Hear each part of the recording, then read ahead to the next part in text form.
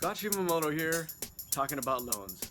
Alright, so one of the things that people ask me all the time is, what is a pre-approval versus a pre-qualification, and why is it important? Okay, so a pre-approval is if you just kind of go, you walk into the bank, whatever, and you say, oh, I make about this much money, I have this much debt, monthly debt, and here's my credit score. They'll run some quick numbers for you and say, you're probably going to qualify for X amount, right? Which is fine. It gives you an idea of where you are in the process of if you're trying to buy a house. But our pre-approval is much different.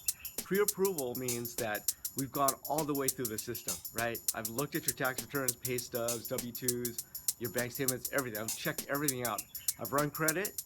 I've run this thing called a desktop underwriter, which is, there's also another one called Loan Prospector from Freddie Mac, so it's Fannie Mae, Freddie Mac. But I basically have run the decision engine that says whether or not you're going to qualify for a loan. And I've checked you out to the point of, I've looked at your driver's license to make sure that your driver's license has not expired. Because if you go in to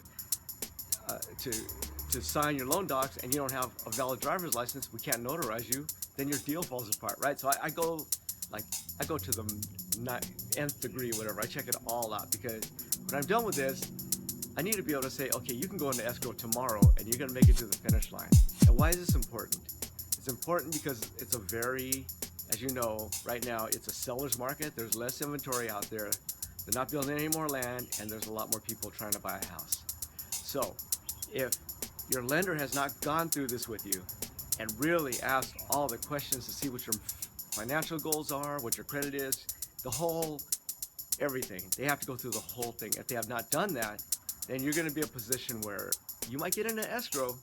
Well, first of all, the listing agent would be a fool to not talk to the lender to make sure that they're fully pre-approved.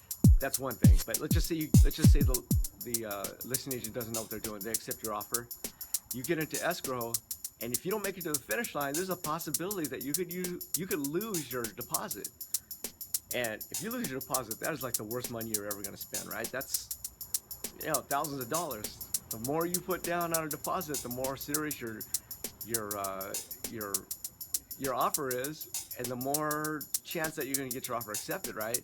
So if you put $10,000, $12,000, $20,000 on a deposit and you lose it because we haven't done the work up front, you're going to be mad and I'm going to be embarrassed. Okay, so that's why when you do a pre-approval, you need to really work with someone who really knows what they're doing, and they got to check it all out.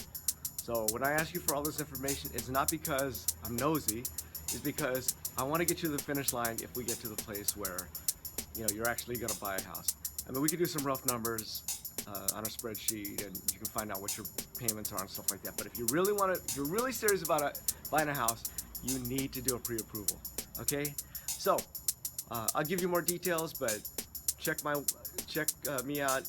Contact me on my Scott Shimamoto comic at gmail.com or 626-399-1525, and we'll talk about it. It's important if you really want to buy a house, if you're serious. Okay, thanks for your time. Take care. Bye.